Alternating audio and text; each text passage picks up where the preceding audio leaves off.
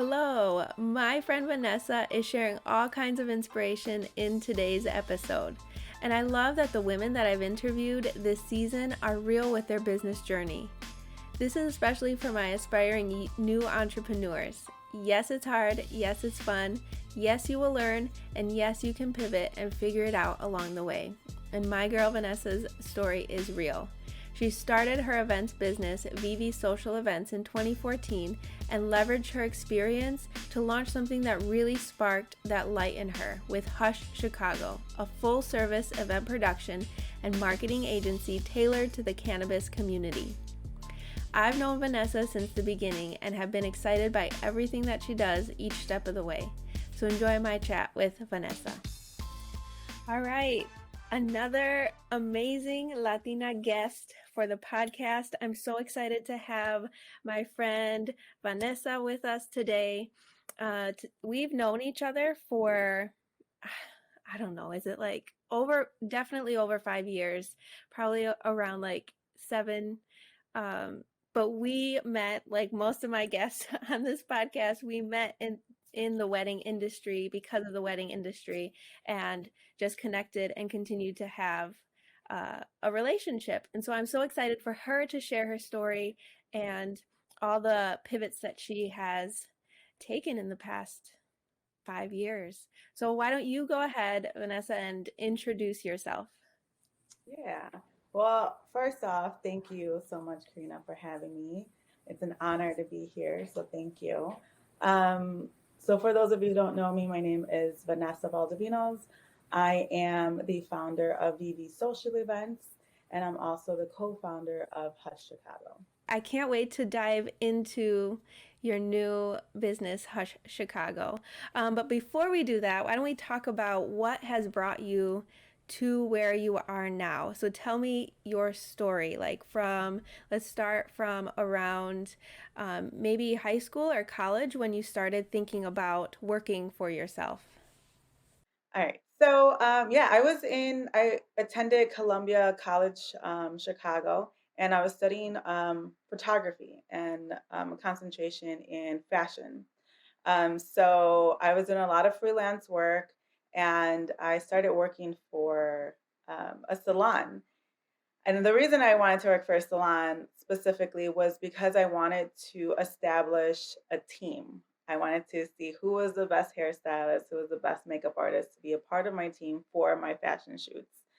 So that's how that started. And that kind of slowly transitioned um, to being a software trainer, which is so funny because it's so opposite. So I was a software trainer for still the healthcare, oh, not healthcare, sorry, for the beauty industry. So salons, like it was a booking software because I was managing at the time. So um, I was kind of training the new staff in how to use the software. So as I was doing this full time, I was going out a lot. So I've been going out since I was like 15 years old, going out, born and raised in Chicago. And so, um, people started reaching out to me around that time, asking me, what's a good club to go to? What's a good lounge? Do you know a good photographer? Because they seen like I was throwing my own events. I was hosting my own events at home. Um, I was helping other friends and family host their events. And I was publicizing that on social media. So then that's when people started asking for recommendations. And I was sitting down with some friends and they were saying, why don't you just start a business? Everyone's asking you, your expertise, like you already do this, and I was like, yeah, you're right. So I started BB Social Events. So I was designing, um, designing weddings, um, bridal showers, quinceañeras, sweet 16s, um, baby showers.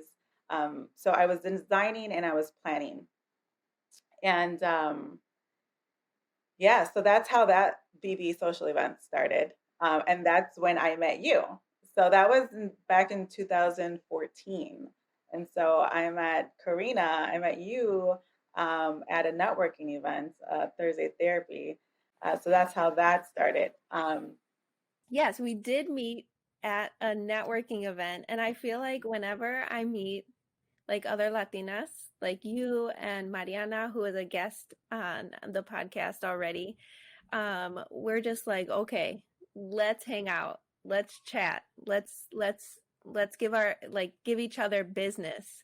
Yeah. Um, and so how how did it so you said that like VV social events grew organically just because of who you are. You were going out and um, throwing all these events, but how did it grow to like someone from that first event that you were like, okay, I'm establishing my business.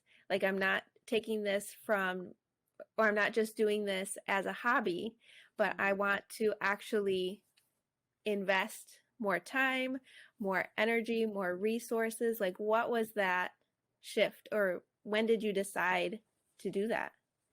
So I decided to do that. And it's funny that you bring up Mariana because I decided to do that for Mariana's birthday, actually. So for those of you audience who's seen the episode, Mariana Zaragoza, she's actually my best friend. And it was her birthday. I remember it was her birthday. And I said, okay, let me just see how this works. And I told her, let me plan your birthday and let me like design the table. Let me decorate the table for you. So I did that. We ended up having like this brunch. So her idea was having a brunch, and she wanted to do like kind of a brunch with like kind of like a derby brunch type, like with the big hats. And so I said, okay, great. I'll plan that. I'll decorate that. So I went there beforehand. It was at the Godfrey Hotel. And yeah, I went there, I designed everything, and I just wanted to get feedback from all the people that attended that day. And yeah, I got really great feedback. And from there, I was like, okay, I'm I'm I'm on the right path. So let me continue this. And I remember there was this networking event. It was like a really small group of women, and I think it was through Mariana that I found this networking event because Mariana invited me to it. Yeah, and Mariana invited me to this event. It was like a small group of women, probably like ten women, and actually Jen was there, and so Jen, yeah. So she was at that event, and it was just women um, just talking about where they're at in their lives and what they wanted to do and how we can help one another. And so I remember saying, man, I want to be an event planner, but I'm scared and I don't know how to start. And so those women really brought it out of me. They were just like, well, you're doing it now, aren't you? And I said, yes. So you're an event planner. And I was like, yes. And so they're like, so say it, put some conviction to it, say it. Um, and I was like, yeah. And I left there like feeling so empowered, and feeling like, yes, like these women who are strangers to me really believe in me already. And they haven't even seen what I've done. They just heard my story, and felt the passion when I talked about what I was doing. So that weekend, I got my website. I called my cousin. She's a graphic designer. I had her um, create a logo for me, and then I went on Facebook and I created a group or a page. And I remember announcing that on Facebook, and I remember crying. Like when I posted that and I let everyone know that I just started my own business. I'm Vanessa with BB Social Events. This is what I do now. I like cried because I'm like, oh my God, everyone knows it now. Like it's out there in the public. Like now I really have to put the work.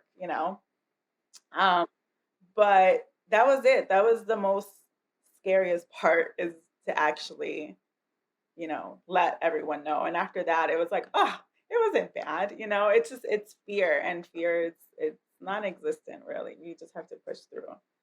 So yeah, that's how that started. Girl, I am the same because even with this podcast, Yeah. like I have been planning this for the past year, but I Mhm. didn't like everything, like I kept everything in my head as an idea because it felt safe. And even though I talked to people and they were just like, this is an amazing idea, like I'm so excited for you to launch, I still didn't put anything out there until like a few months ago, maybe even Yeah. though I had been planning this all of 2020. And I would put like a little bit here and there on social media, but it was all very like very quiet. It's And your I life, didn't. right? Yes, yeah, The double in there. Yeah, I remember that. yeah. So I am right there with like once you put it out there and it's official, like once I created an Instagram page for this, I was like, oh no, now everyone's gonna know. Yeah, it is And real. I know, but that's the first step. Like people always tell me like, what should I do to start my business? And I'm just like, claim it, put it out there, start doing something. And I love the community in Chicago, Mm. especially because we're all like the women that I've been around and have created this community with in the wedding industry have always been really encouraging, even if they don't necessarily share the same story. I feel like when I started out and I was meeting people, everyone was like, "Yes, you can let's find a way to collaborate. Let's do this." Or have you met this person? And I learned how to network because people showed me how to network. And I'm Yeah. right there with you. I feel like the community here is like once you start putting stuff out there, like we keep encouraging each other Mhm. because we want to see each other succeed. And that's something maybe because I've only been in Chicago, like that's all I know. But when I've traveled to other places, like it's a little bit more closed or it's not the same as Chicago, especially. I think it depends on like the setting that you're in. But yeah, networking is huge. And I remember like my first networking event for BB social events was for Thursday therapy, and I was scared out of my mind. It is so scary. And I went with Mariana because she had started her own business too, so in the wedding industry, and so we went. We're like, all right. So we had a game plan, and then we go in there, and I was like, wow, this is a lot of people. And then I remember talking to one person, and I wanted to stick to that one person. um, but I was like, this is a networking event. Like, you're supposed to be talking to multiple people. But I think I probably only met like one or two people because I just didn't. It was too much for me. Your first networking event, it's overload, overstimulating, at least for me. Yes, for sure. I did. I remember I was in my first one, I was there for about 30 minutes. Then I went to the bathroom and like called my husband and I was like, I think that I've had enough. And he's like, no, you go back in there and you stay the whole time. And Yeah. I'm like, okay. But I feel like we all kind of started or like started to grow around the same time, around that 2014, 2015 Yeah. time period. But Mhm. and the funny thing is that when like I didn't realize that you had just started. Like we all were so trying to be so confident and saying Mhm. like this is my business, this is what I do, and we're just like, okay, yes, let's work with each other without realizing that we were just kind of starting out. And Right. I think you kind of need that confidence Yeah. um, at the beginning to say like, this is what I'm doing. And I feel like it's the accountability of someone else saying, okay, well let's do this together, or how can we elevate each other and our businesses to give you the confidence that you need. So I know that networking is scary or might sound scary, but it's so important, especially in the beginning stages of your business Yeah. and getting your name out there. So, we talked about how your business started. How did you see it growing? Like, how did you, in the events space, Mhm. start widening your circle to transition to weddings? Because I know, like, from that birthday party, like a birthday party is one uh, like event for a few hours. Mhm. A wedding is a massive Yeah. event to plan. Maybe you can talk a little bit about the differences between both, um, and the transition to get you to build the business, the events business that you have today. Yeah, great question. So, the difference, with planning, let's say, a baby shower, right? Usually the clients will call out like 3, 4 months in advance. You'll get some good ones that are like they'll book out a year in advance, but for the most part, yeah, they're smaller. Um, well, I shouldn't say smaller because I actually had a baby shower that was like 200 people. So that was kind of like planning on a wedding a little bit. But it's more focused on the design, right? And um, more more details, more design work. You have your dessert table and then you have your photo backdrop. Um, and then when it comes to a wedding is something that you plan at minimum a year in advance. Whereas like these events, it could be it. I've planned a baby shower in a month. You know, maybe less than that if we need to. But for a wedding, that's extensive. You have a lot more vendors that you're working with.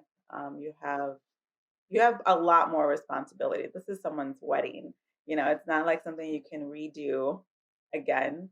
Um, but so yeah, the transition happened. I started with designing, smaller intimate events, and then it kind of transitioned to wedding. That was something that was my focus, right? Essentially, I was going to go into the wedding industry, and so I just started helping my friends, whoever was getting married. I was like, let me be a part of that.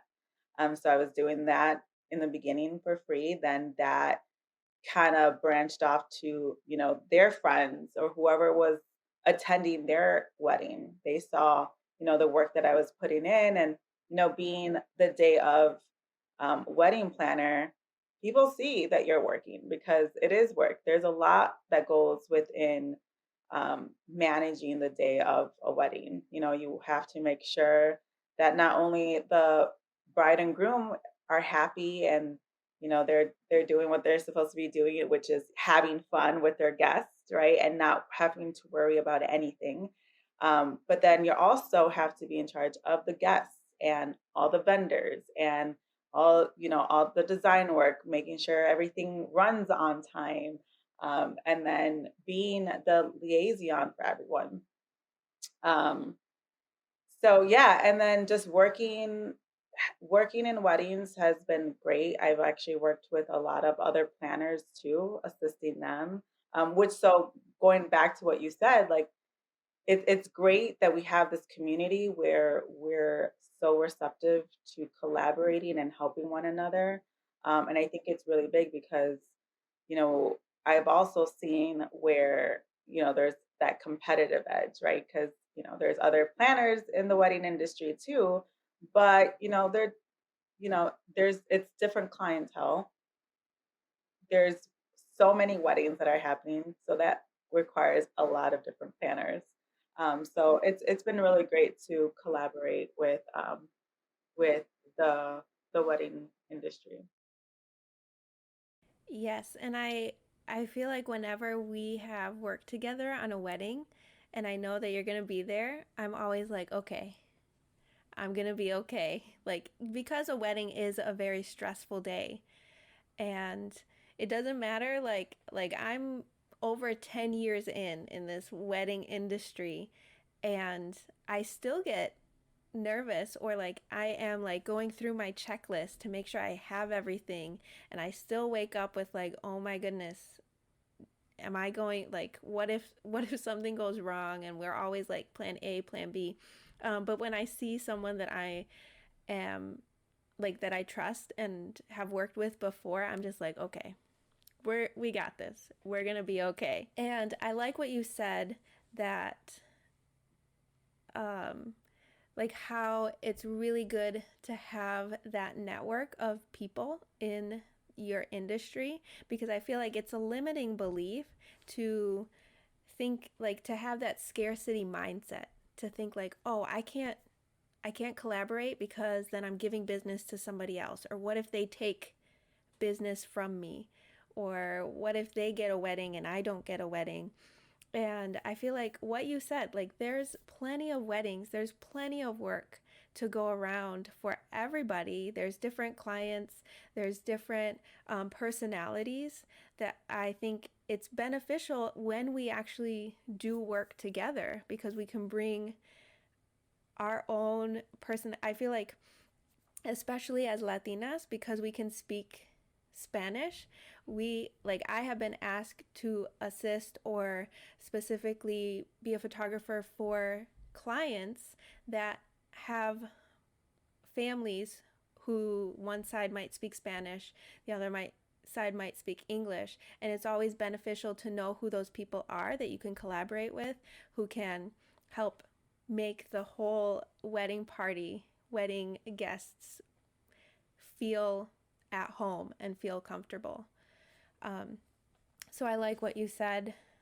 I feel like in the arts space, like that scarcity mindset is real, because you think like, oh, well, someone else is going to get these dollars, or maybe I'm not good enough. And you start like minimizing what you do. But I think like having that network and other people to like lift your head up and say like, no, you got this, is really key when you're running your own business. So why don't we talk about, now that like you've established that you have built this event business, and I know that in the over the past, what is it, 3 years, that you pivoted to a new company. um, why don't you walk us through that pivot, explain what the new company is, and how the vision came about? Yeah.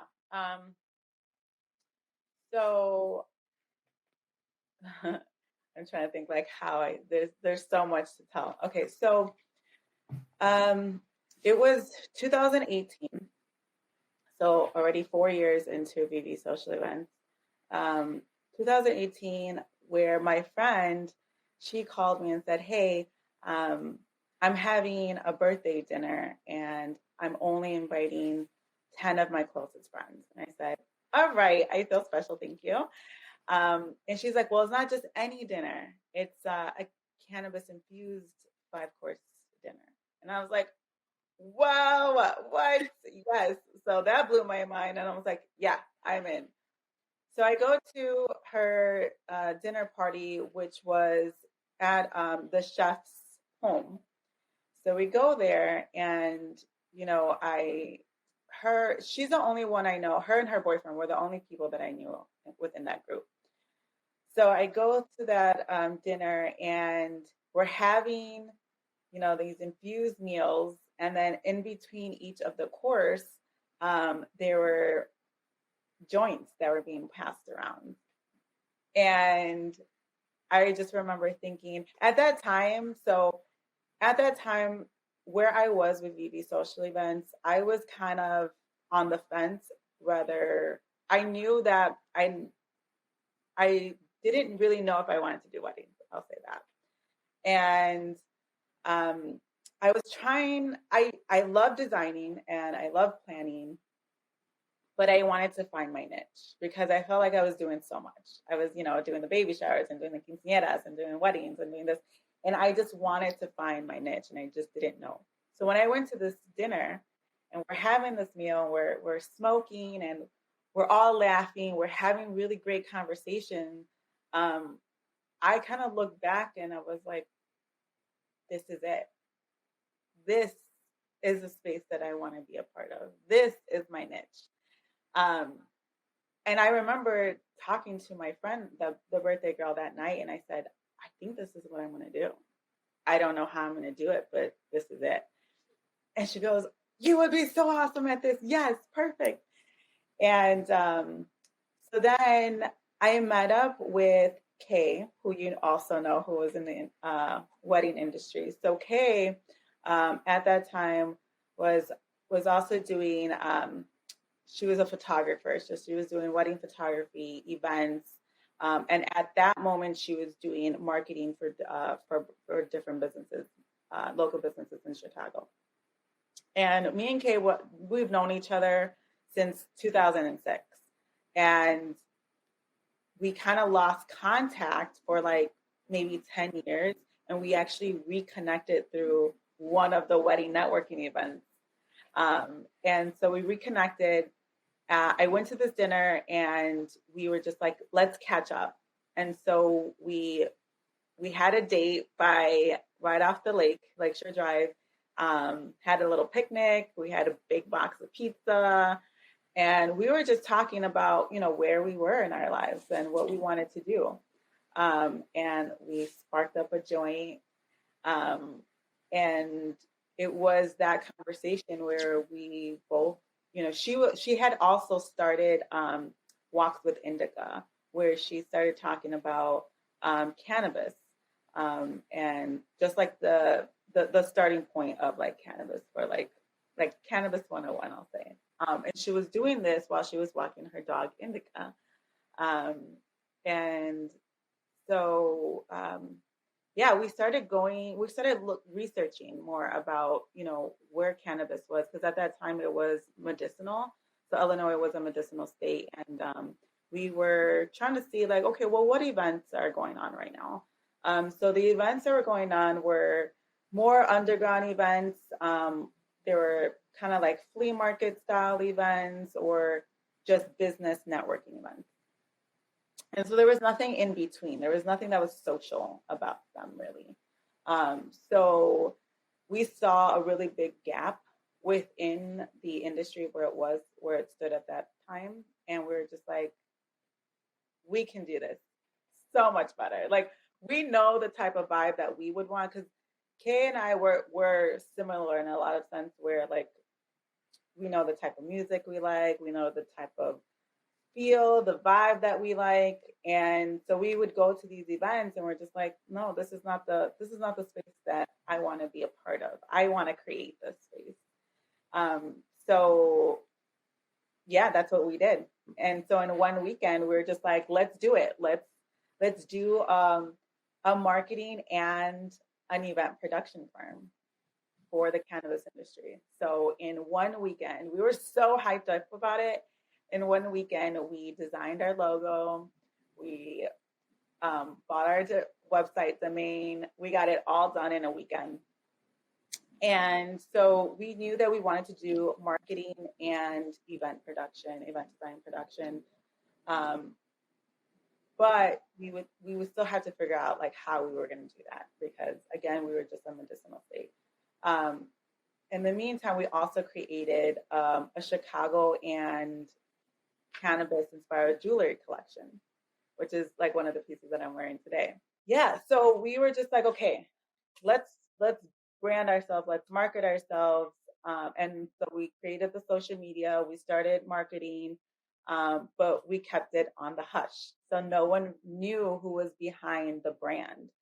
So because we were already involved in the cannabis industry, we were hearing the buzz going on about Hush. People were like, do you know who Hush is? Like, who's actually behind this? And we're like, no. Like, we would just say no, because we're also kind of like, we don't know where we stand, with this yet. So uh yeah, so people thought that we were a company from California coming into trying to take over Chicago, right? Um, but so we launched on New Year's Eve. So we decided to just do it big. We're like, just screw it, let's just go big. So we did a launch event on New Year's Eve. It was a 3-story warehouse that we flipped. And all of the people who attended were all organic followers, who followed our social media page. All organic. we also went out to like the bars and clubs, and we went out networking, and we would invite people also. Um, so we wanted to create a space where people felt safe, because that's something that I, I felt like that was lacking.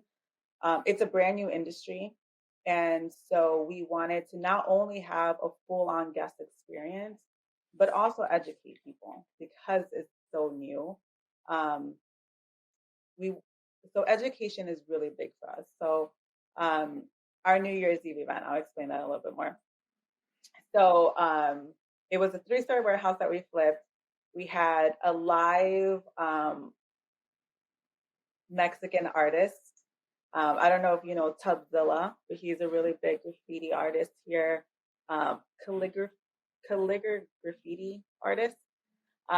He does a lot of murals. You'll see his murals out in Pilsen and Logan Square. And so he did a live painting on our event. We had a live ice sculptor who made an ice bong piece for our guests. We had a little vendor market where people were able to come in and make purchases. We had 3 floors, and we had over 300 people that came. So it was really successful. And from there, we just continued to, we were getting feedback from people, and they were like, we love this space. Like, wow, like we, we never imagined that we would be in a space where we can come in and be around individuals who also love the plant as much as that next person, and not feel like they're being judged for it. And providing a safe space, and also providing a lot of education when it comes to like dosage, as simple as dosage. People don't know their tolerance level, right? So we're trying to educate people as much as possible. So we started throwing these pop-up events throughout Chicago. It was a different location. People didn't know where our events were until the night of the event. It's super exclusive. It was private only. It's by invite only. And so, yeah, we started producing these events. Then we started helping other businesses in the industry with their business. So we helped them with their marketing and helped them launch their brand or products or services. So we did a whole thing with them. So we had a few clients in the cannabis industry. Um, so yeah, it's evolved so much, more than I've ever imagined.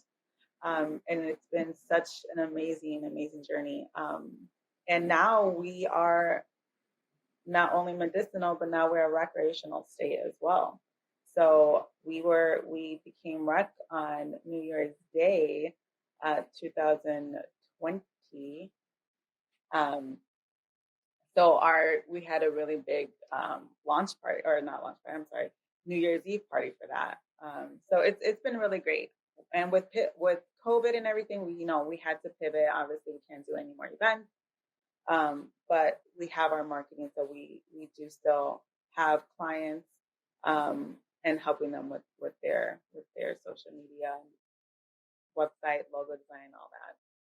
I remember when I think I was getting drinks with Mariana, and she told me that you guys were doing this exclusive um, business, and I that's when I started following on Instagram, and it was super private, super exclusive, and she was trying to explain the the concept of exclusive, like underground, very quiet, like nobody knows unless you know events, and it always fascinated me, like how did you know this was a thing?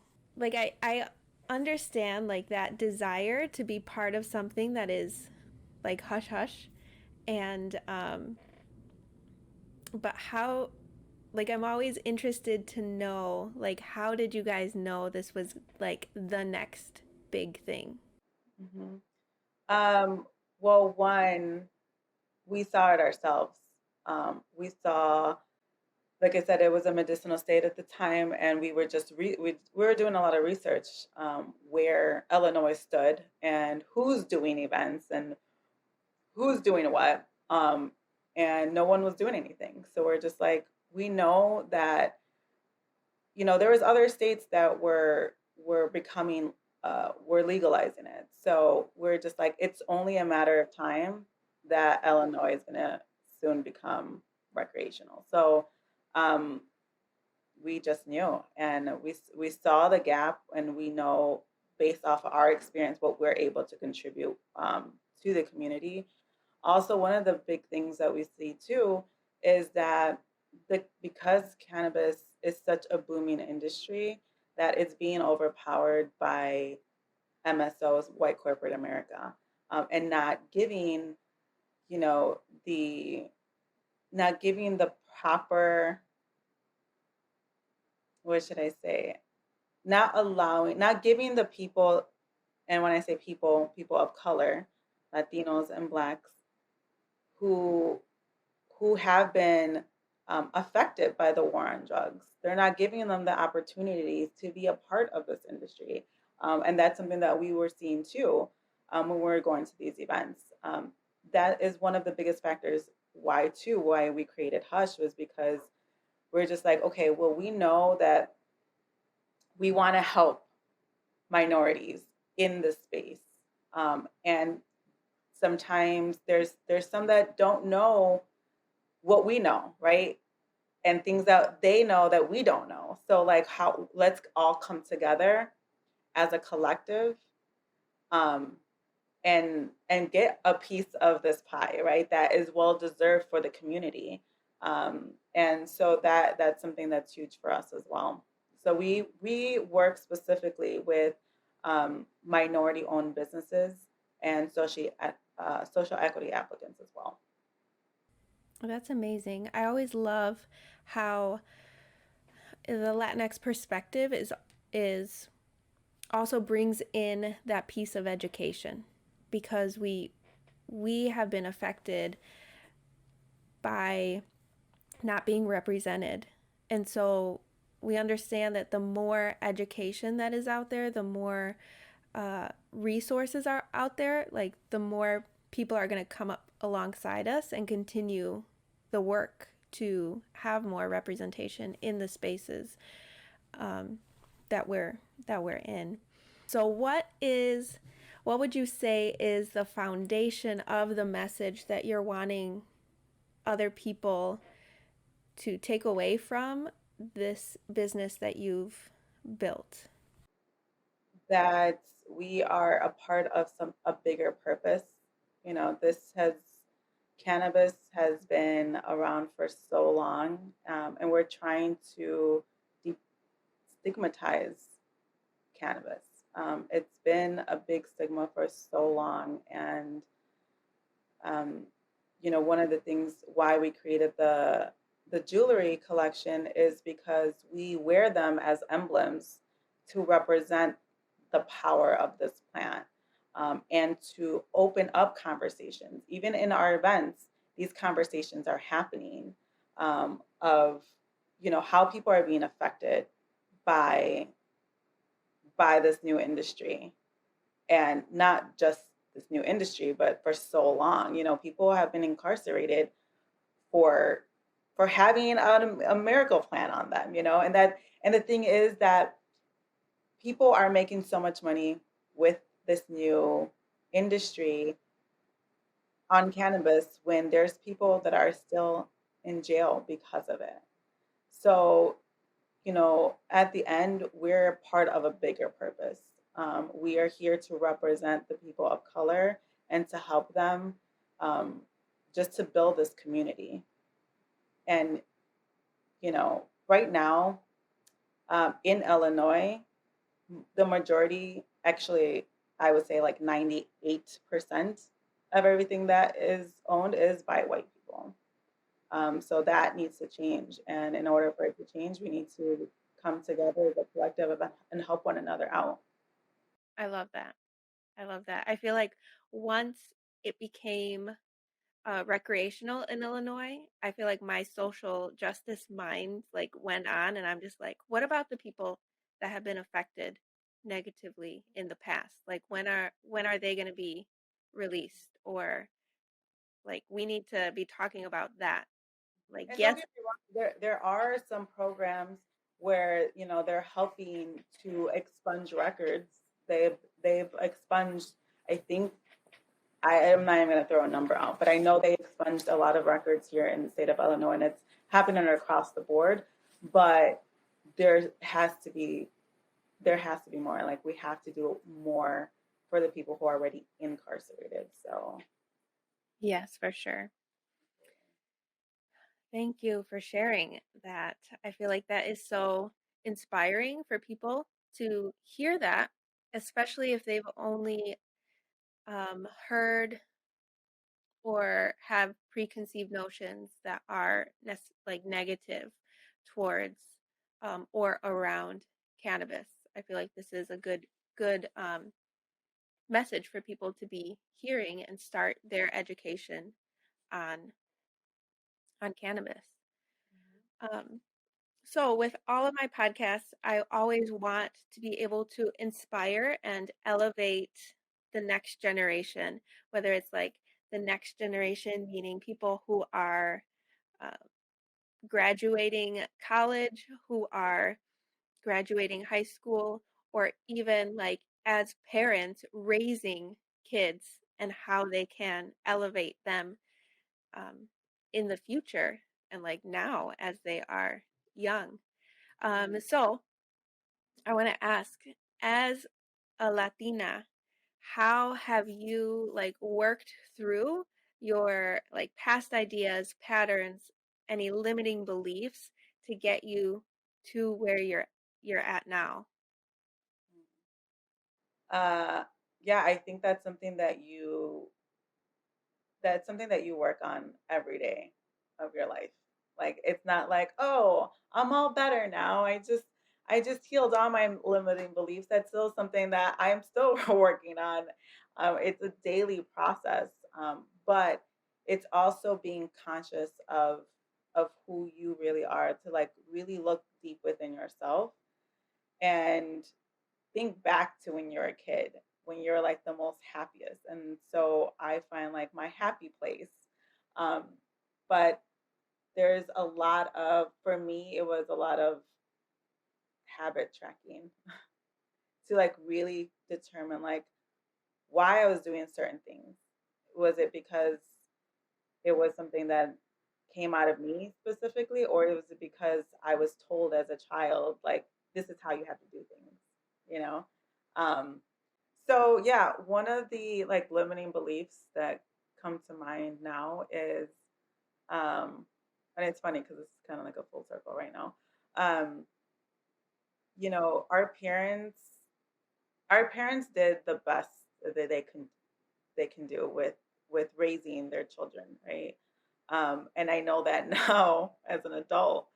Um, but our parents love us, especially for Latinos. Like our parents love us so much, they don't want us to leave the house ever. They will be so happy for you to stay living with them till like you're 50, 60, you know?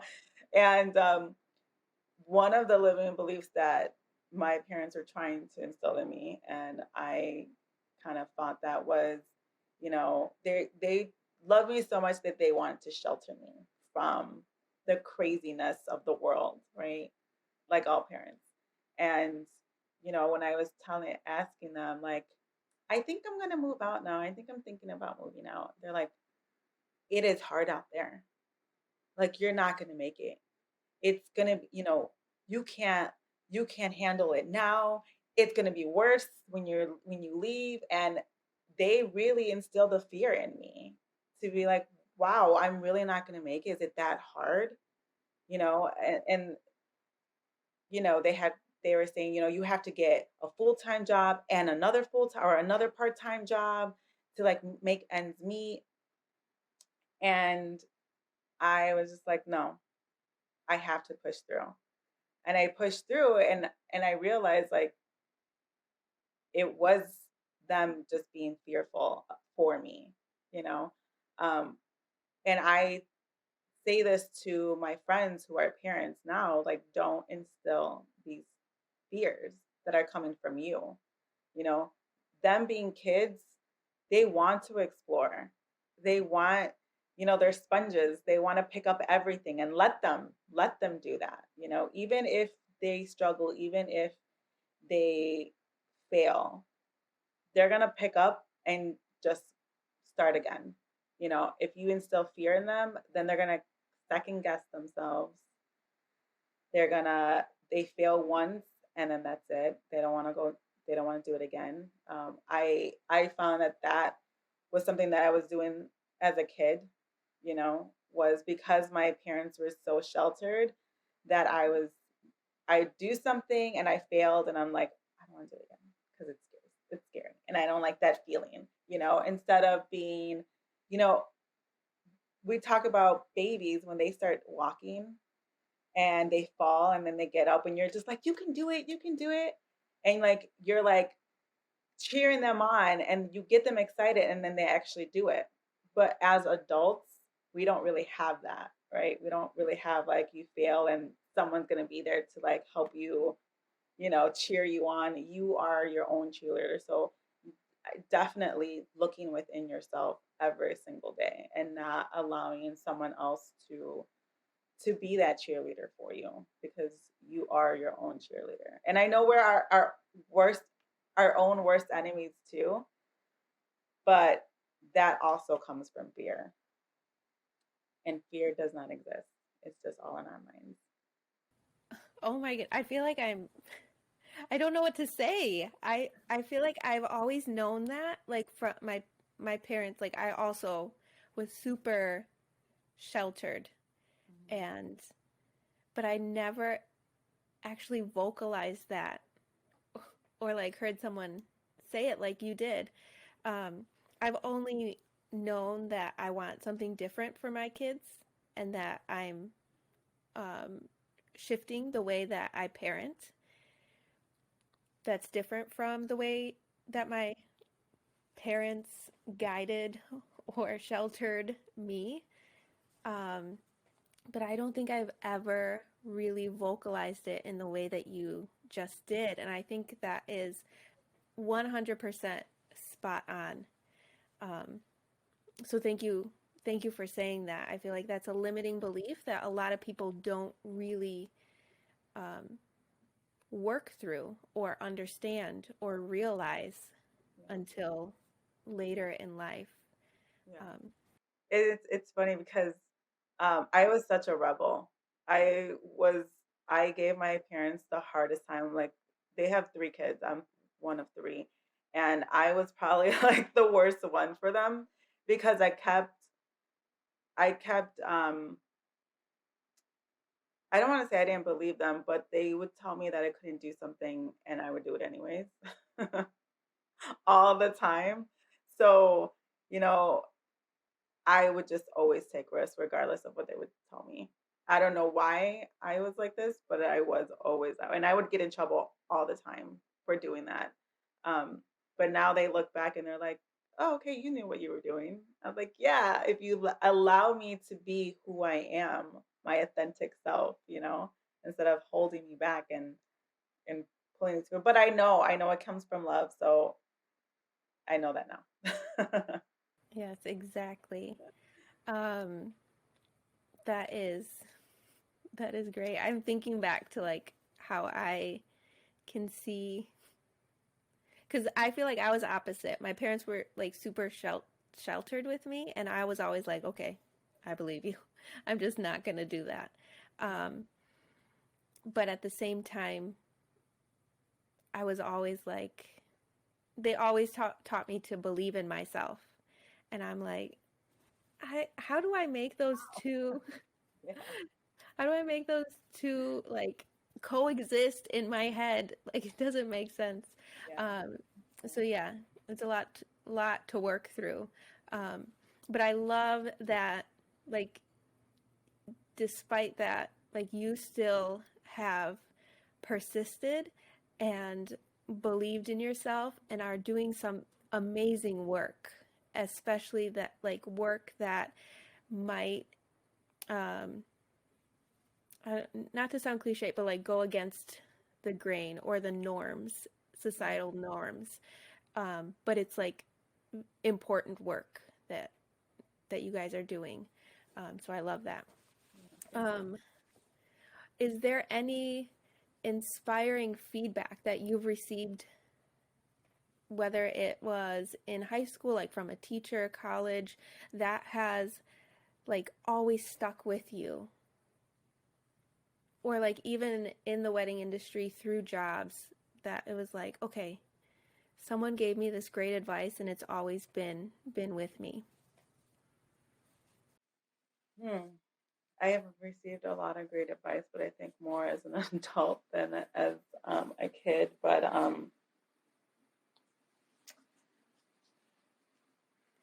I think um, learning to be comfortable with being uncomfortable and being uncomfortable. If you're not being uncomfortable every day, you're not growing. Because also we sometimes get really comfortable where we're at, and we're like, I like it here. I'm gonna stay here. This is my safe zone, you know. Um, but there is no growth. And then it gets stale, and then you lose the drive. And so the more uncomfortable you are, the more it's going to challenge you, and it's just going to make you not just a better person, but a better business owner, a better leader, a better mother, you know. So I think too, another thing is self-care.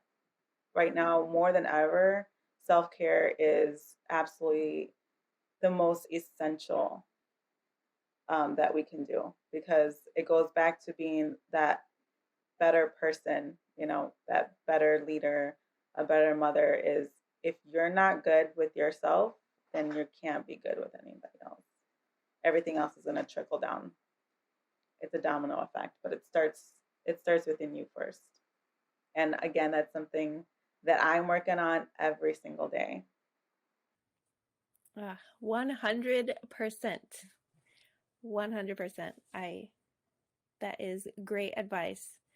Um, well, I'm like, this whole conversation has been amazing, and I'm so excited for people to learn more and be inspired to pursue their own thing, their own dreams, even if it is um, different.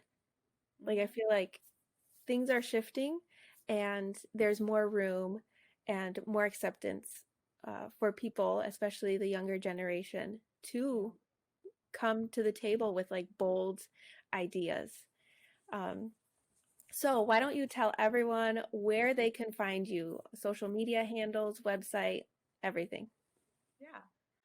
So you can find us on our website, hushchicago.com, for more information on the brand marketing and events, or VV social events if you do anything outside of cannabis. My personal IG handle is Vanessa.Shah. So it's VANES dot, which is SHHHA. Or our Hush Instagram, which is hush_Chicago. And then for our jewelry, it's Hush Chicago, all one word. Okay, That awesome. Yes. was You got to check out these events that you guys are throwing. I think I'm gonna try and link to some photos on the Instagrams of that underground um, New Year's Eve launch party because that sounded amazing, and from what I saw was pretty epic and cool. yeah, thank you. Anyway, yeah, thank you so much for your time. I'm so glad that I got a chance to chat with you, and I'll hopefully we can hang out in person maybe Yeah. summer of 2021, in the summer once things get nice. You can be outside. Yeah, for Um, sure. but yeah, thank you so much. Well, thank you for having me, Karina. I had such a great time. All right, bye. Bye. Okay, there was a moment when I really had to stop and take in what she was saying, especially when it came to being raised by strict parents. Anyone else? I love how Vanessa is showing that when you find that thing that you know is the thing to pursue, you can find a way to make it happen. Running a business and enjoying life should go hand in hand. It's not one or the other. Okay, amigos, thank you for listening. You can find all of her information on our website, elevatinglacultura.com. And if you enjoyed this conversation, please share, take a screenshot to share on Instagram at elevatinglacultura, or send me a DM. You can also comment on the YouTube video if you're watching online. I always like to hear from people and how they resonate with the stories that I share. So go on, enjoy the rest of your day, afternoon, evening, whenever you're listening, y nos vemos next week.